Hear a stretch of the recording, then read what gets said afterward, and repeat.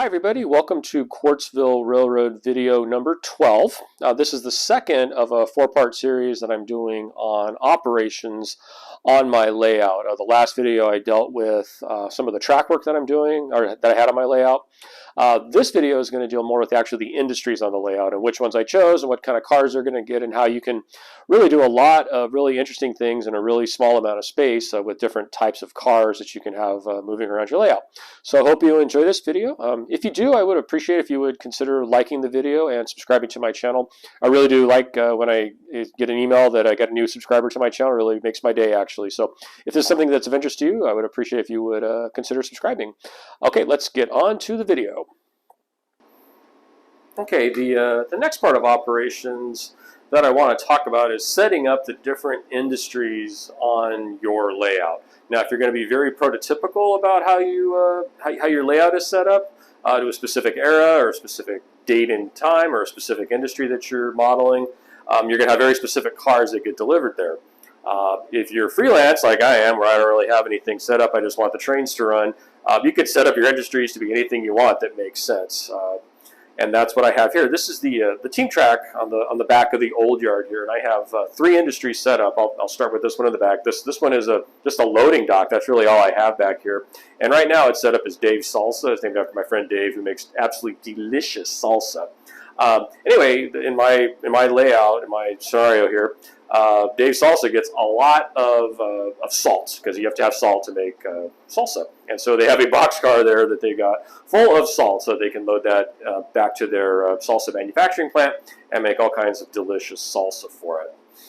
As part of the scenarios, I also have tank cars that are occasionally delivered with chili oil. It really is true. They really do package chili oil in tank cars down in New Mexico, and those can get delivered to different places. I've seen that on the internet. So that's the different kind of cars that you can have here.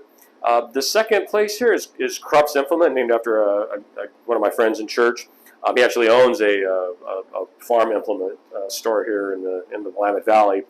And so I made Krupp's Implements here, which that's basically what they sell, is farm implements. So right now they don't have anything going on in front of their shop. But this place does get a flat car of farm implements, either ship out or get received in to sell to local farmers in the area. Also living in Lynn County, Oregon, we are the grass seed capital of the world, for reals.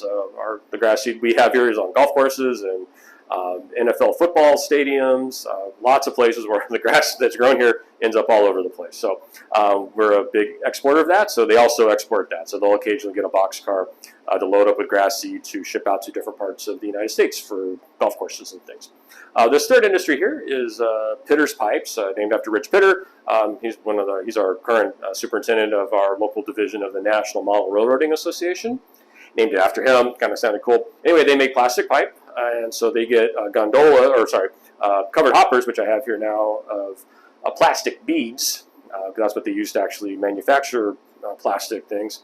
And then they'll also occasionally get a flat car of plastic pipe that they actually ship out. We don't have one today here, but this just goes to show you, just in three industries, the different kinds of cars you can actually have and have it be reasonable and make sense. So we've got gondolas and flat cars and box cars and tank cars just in here, just to swap out from time to time. So that's one section of industry I'll show you. Let me turn the camera around and show you the lumberyard area. Okay, so this is the lumber mill that I have built. They basically distribute finished lumber products to their different customers.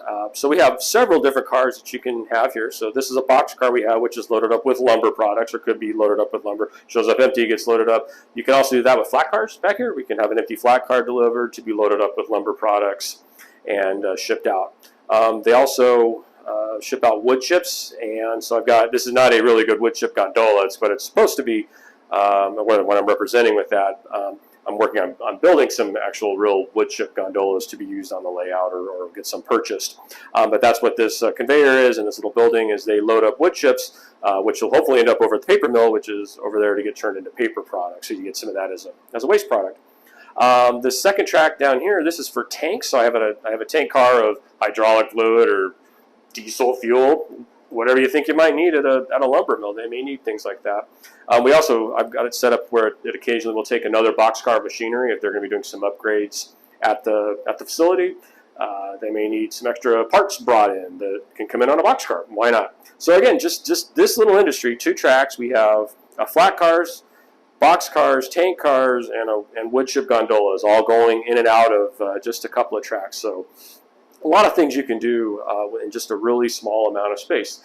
Let me switch the camera around one more time, and we'll talk about scenery and how scenery is the value or the lack of value of scenery when you're actually doing operations. Okay, so I'm back here at the cement plant, and I wanted to talk about the need or the lack thereof of actual scenery in order to do operations. You do need to have really good track work down. The electrical has to work properly. The track has to be right.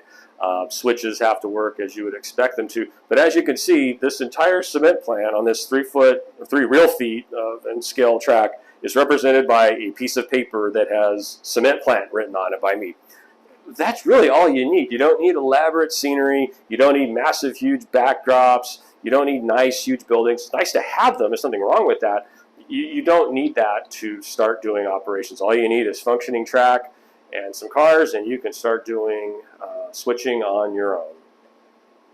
Okay, one other thing I'll talk about with setting up your industries on your layout for operations is when I get into, on the next video, I'll talk about car cards and waybills, which is how I move cars around on the track. You will need a place to store the car cards at each of your industry locations. So you can purchase things online or on Amazon or whatever. They work great for storing car cards. They're little balsa wood boxes you can buy.